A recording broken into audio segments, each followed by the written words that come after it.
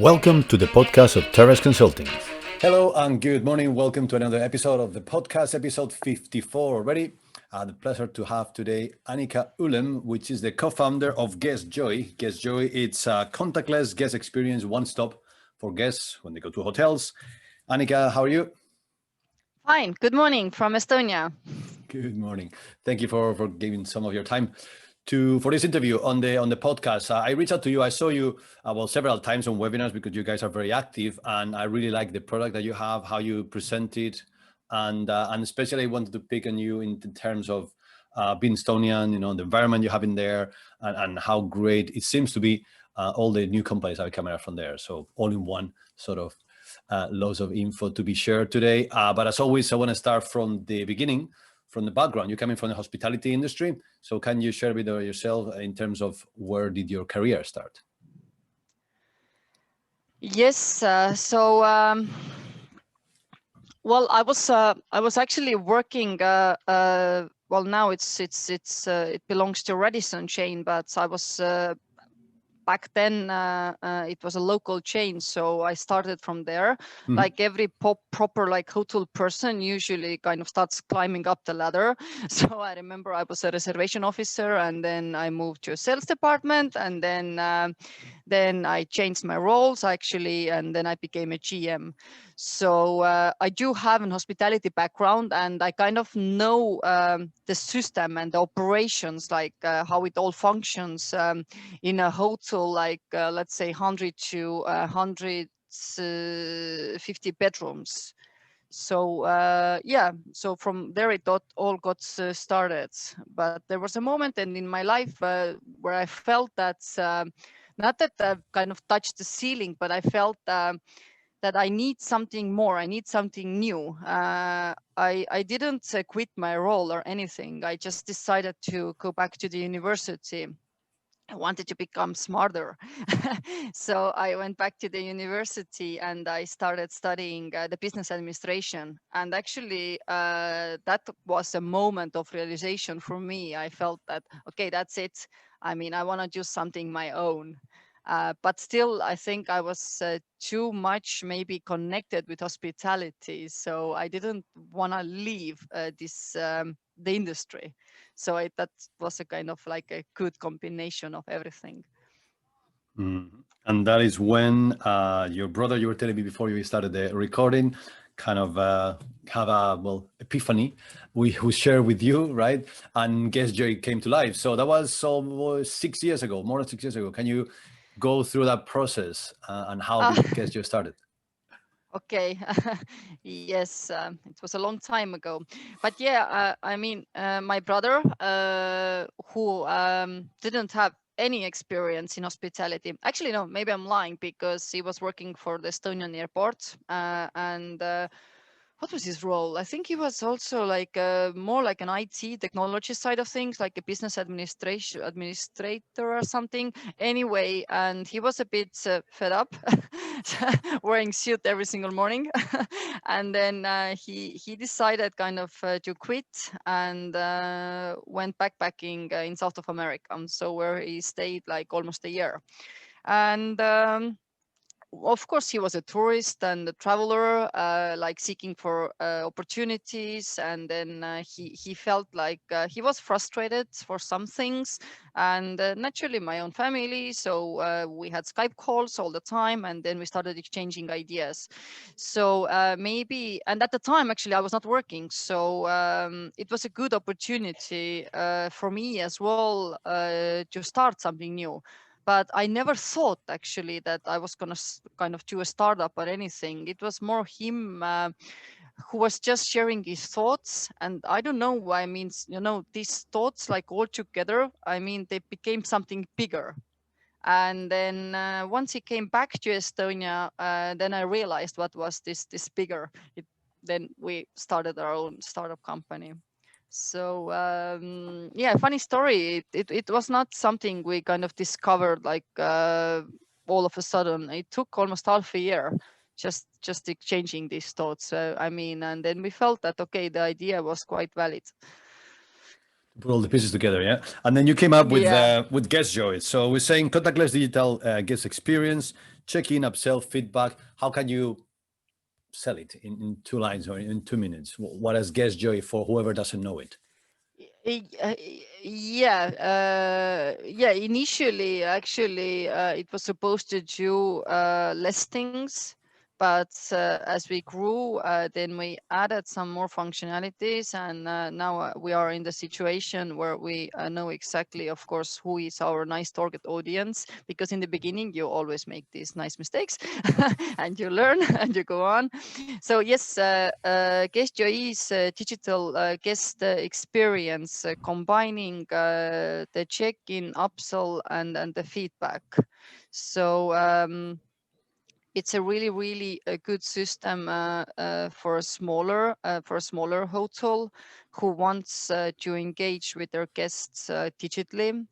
Um, but also hotels who have a lot of things to sell, especially like in countries where the spa rituals are really famous. So the upsell side of things really supports to increase upsell revenues. Mm-hmm. So it's a great combination of different tools for many hotels. Mm-hmm. Absolutely, and I guess the pandemic also has. I mean, we also have had like little bit to restructure maybe ourselves, but in a positive way, because I'm as a person I'm really optimistic. I've always tend to believe like that things are are good. So I would say that now we see that hoteliers are also awakening, and they are like looking for more ways to go contactless. Of course, maybe there's like one side of things is the fear. I mean, that's what if a guest has a virus and while staying in my hotel, but to speed up processes and also to work with less stuff. So a system or a tool like GuestJoy really helps to achieve that. So technology sometimes really helps kind of to support your daily life. So that's why we are here. That's the way it should be, to help you on your daily life, as you're saying. Absolutely, Mhm. absolutely. And that was something we were also discussing before, the fact, for example, in Estonia, although for you being there, it seems very, this daily part of daily life, the fact that all the admin relation with the government, let's say it's contactless, it's paperless, so it's very effortless, how easy it is to create your micro enterprise or set up a company, and that helps that all that technology is helping the citizens, to with a daily life. Mhm. Okay, so daily life. How is the daily life of a co-founder of GuestJoy? So what does your role entail on a daily basis? I mean, very usual, I guess, not very different from yours. I wake up in the morning, I have my coffee, I go to the office. So yes, I mean, in that sense, I guess pretty much the same. But I guess that I mean, uh, I've always been really good in doing multiple tasks at the same time. So it can be good and bad. That means I can't focus on one thing for too long.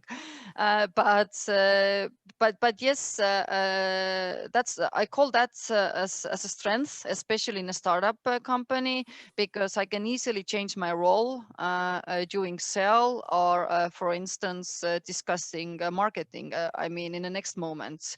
So of course, it takes a lot of energy, but I think that I mean I'm holding a really good position for myself at the moment, because I don't maybe like so much doing these like routine tasks on a daily basis.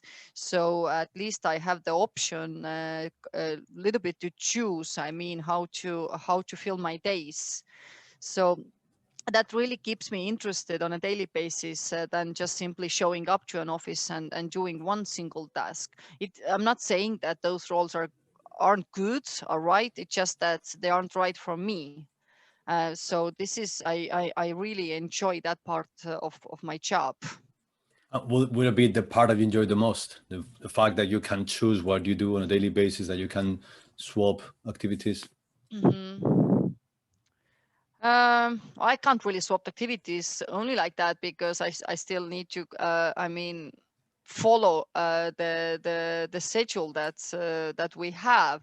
But what do I enjoy the most? I enjoy the most talking, of course, with partners, with people like you, with our customers.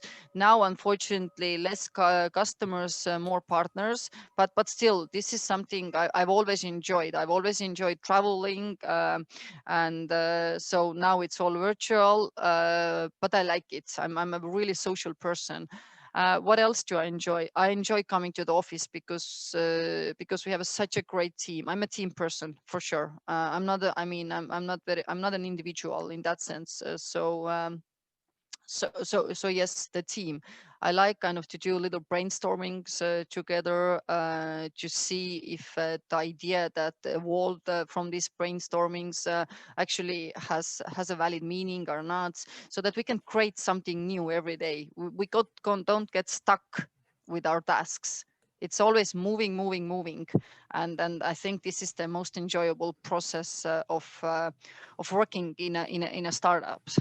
Yeah, a difference with a well-established company. I mean, it's a young company, so you can make it evolve, and you can probably feel it every day how it's evolving and growing. Exactly.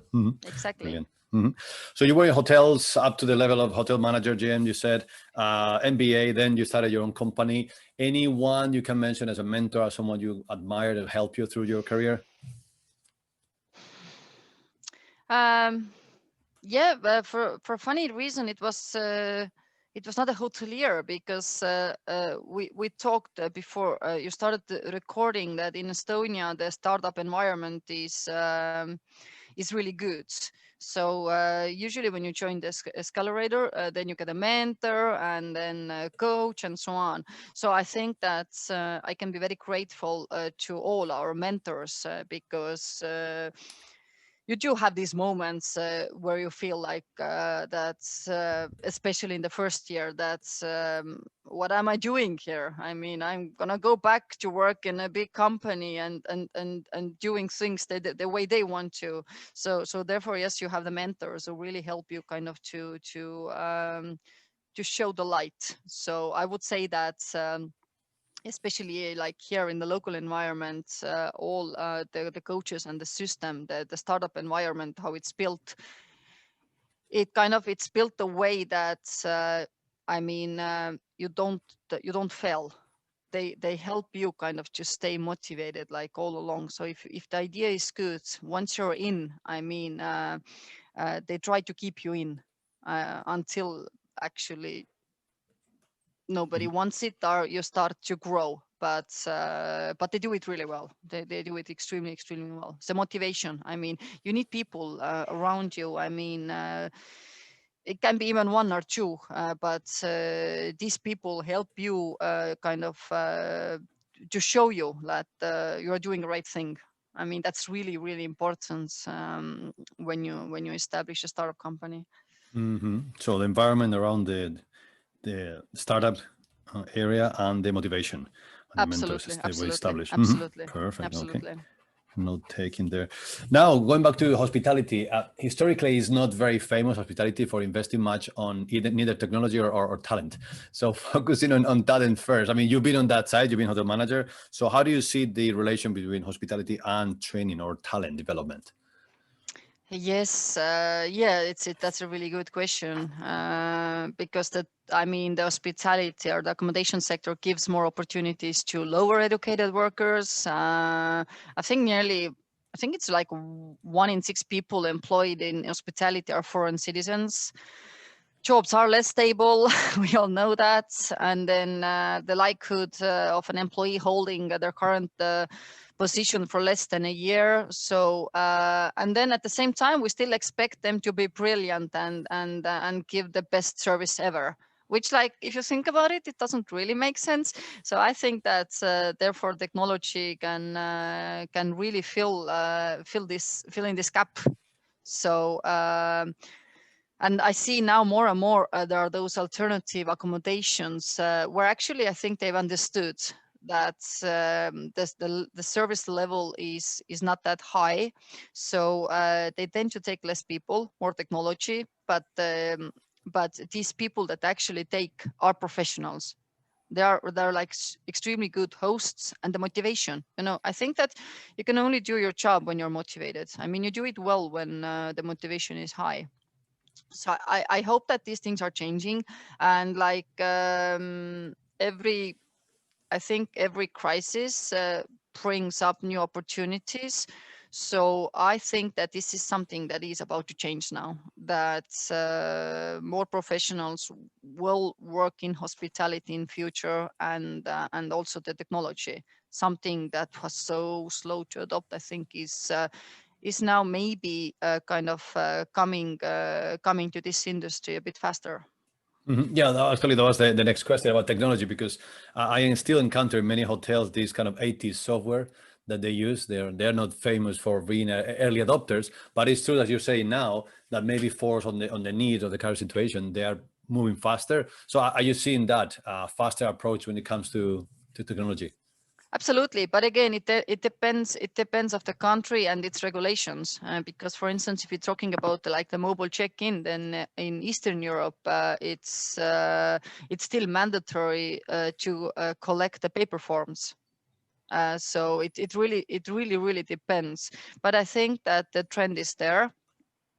And just the risk factor, like that people should not stay too long in the reception. I mean, 2 meters rule, and there's this, I think 15 minutes are like think that when you can get the virus. So like hotel owners are really trying to do the maximum to minimize the risks, so the safety elements. So if technology can really support that, so the check-in, and then also like sending kind of this information toolkit, that's okay, here are the things we've done to prevent the kind of the virus, the spread of the virus. And I think technology can do it really well. So the receptionist wouldn't have to kind of to pass on this information to the customers, and also the customer expectations. I mean, because I mean, what's sure is that the first traveler is a younger generation. I think the older ones will take some time still. And they already kind of expect maybe to be able to do things with their phones, tablets, mobile devices. So we also always need to see like who is the buyer persona. And I think that I'm not saying that you need to change like all the procedures, but just something for everybody. The one who wants to speak with the lady in the reception has the opportunity, and then technology supports these people who don't want to do it so much. But the main idea, I believe, is yes, that technology helps kind of to reduce the time also in the reception, which is really crucial. But to make it smooth. No, I mean, I think it's been already like more than 5 years that people are so tired of these registration forms, but maybe the regulations didn't really allow that, or it was something like we sometimes hear from our customers, I've done it for 40 years, why should I change it? So now it's time. Yeah, that's the worst answer I always hear. Well, anyway, in any business, but yeah, why should we change it if we always done it like that? Yeah, no, Yes, that's exactly. terrible. Yeah, well, maybe now you're forced to. That's why you have to change it. No, it's true. Exactly. I mean, you were saying like, technology helps you save time. Time is money at the end of the day. So there you go. So technology helps you save money as well. Now, especially now, hotels need to really maximize their revenue that they generate. So that could be a tip, maybe. I don't know. You have any other or better ideas in terms of how can hotels maximize their profit? Technology could be one. Yeah, technology is definitely one stuff. Do we really need to work with that? I mean, with that big number of people? That's always a question. I think that since now in pretty much in every single hotel, there's a reduced number of staff. And if you can still maintain this number with a higher occupancy rate, then I think actually that you actually reach to the efficiency level where you know that, okay, now your revenues can also grow, because also if you don't need to pay like all those salaries to people, then it's a win-win for everybody. So I think that's you just need to map out like all the people and kind of their work, their roles in the hotel, and just see, okay, now I have this piece of technology. I mean, do I need a person to do that? So maybe technology can replace it. I'm not saying that we need to replace people at all, but it's just that I think it was the first financial crisis took us almost 6 years to recover. So unfortunately, we need to be really strategical. Like, okay, the occupancy will start to grow again, but not necessarily we need to grow the number of people. So, and technology is quite affordable nowadays. It's not that expensive anymore. So that part for sure. And I think like the branding, the concept, we see how I think the pandemic really showed us that the hotel owners are geniuses. I mean, I saw like so many like interesting concepts, like 14 days rule. Okay, stay in our hotel for 14 days, or like take high cuisine to your home, or like there was like absolutely brilliant ideas that came out. So I think now it's again time to continue with this idea. It's not only the room and the breakfast anymore, it's so much more. I mean, how to bring kind of the local experiences to the guest room. So just think about it. I mean, I don't think it's anything exceptional. Just start with little things, and you see that then your hotel turns something into bigger. I mean, maybe yes, you don't have the Harry Potter concept or something like that, but still, if you have already a location, then build your own entire concept on it. Hmm.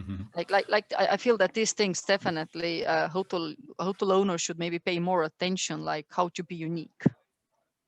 Yeah, to differentiate yourself from others. Otherwise, it's just another hotel in there. I mean, Exactly. on the point you were saying about the reduced staff and efficiency, so people might say, well, can you maintain the same level of service? But then again, that technology should help you increase the level of service with the lower number of staff, right? Exactly, because I'm pretty sure that there are now these guests who don't want to interact so much with the receptionist. So I think that even the quality and the service level will increase, because now finally you offer them something that they want.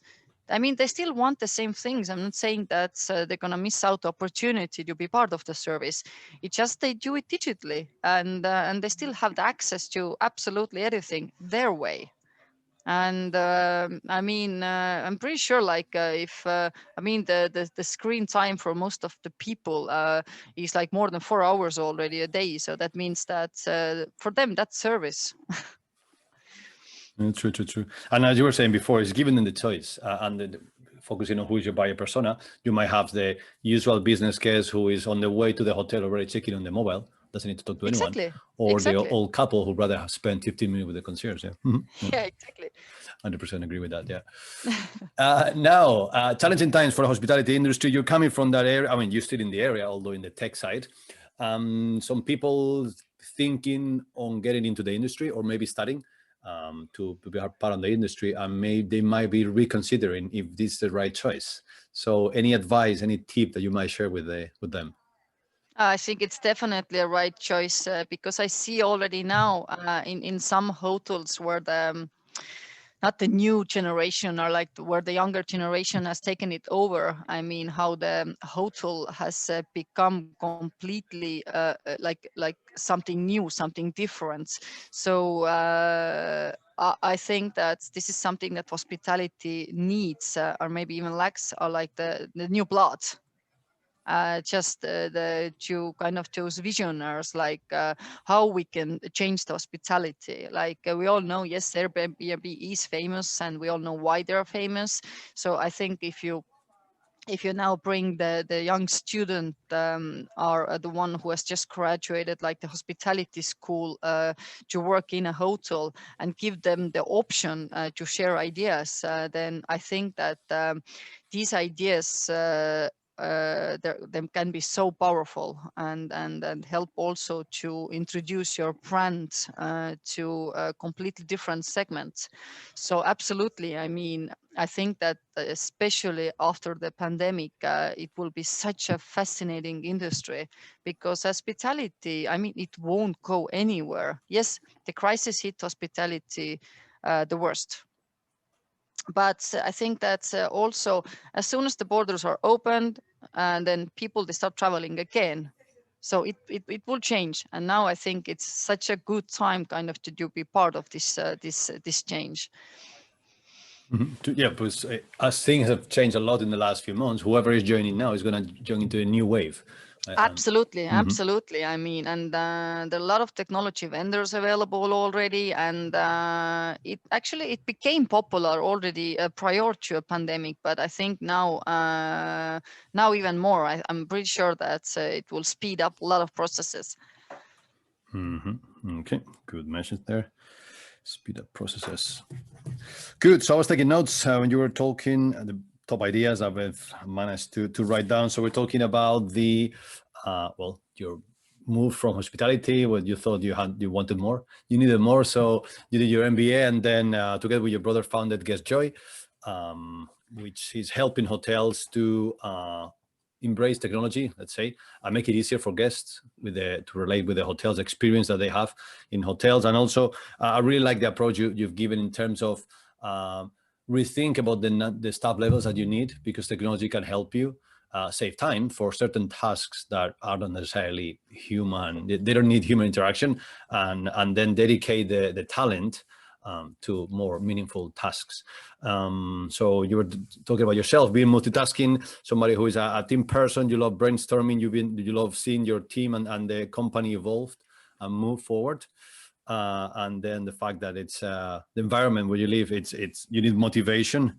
There, a couple of more notes in here about the efficiency, the branding, the new ideas have come up with the current hopefully soon post-crisis, and the new talent, the fact that companies should be able to embrace the new talent, the new blood, as you call it, that there are going to be new ideas, and with those new ideas you can have new concepts. Absolutely. I totally agree. I mean, hospitality is still in fashion. I mean, because I mean, again, traveling. It's you can't travel, I mean, without spending a night somewhere. So and this staying in summer can be like a huge experience. Just grab the opportunity. Perfect. Good. Any last thought? Any last idea from your side?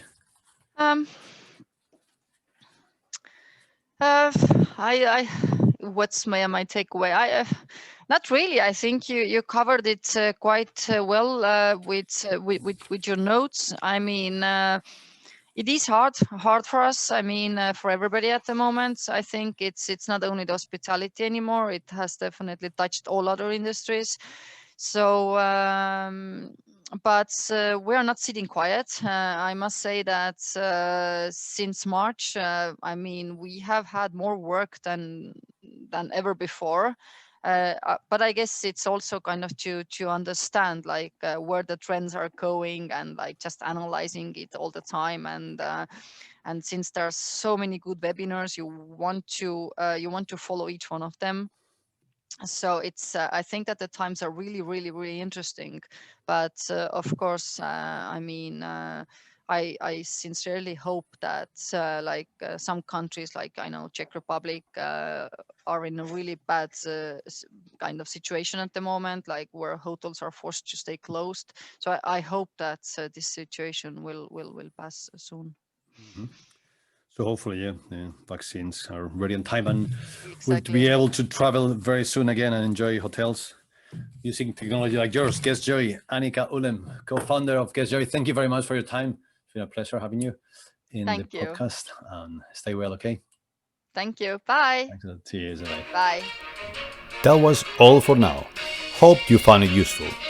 Remember that you have more information on the website www.torresconsulting.co.uk, on LinkedIn, on YouTube, and Twitter. Stay well. Goodbye for now.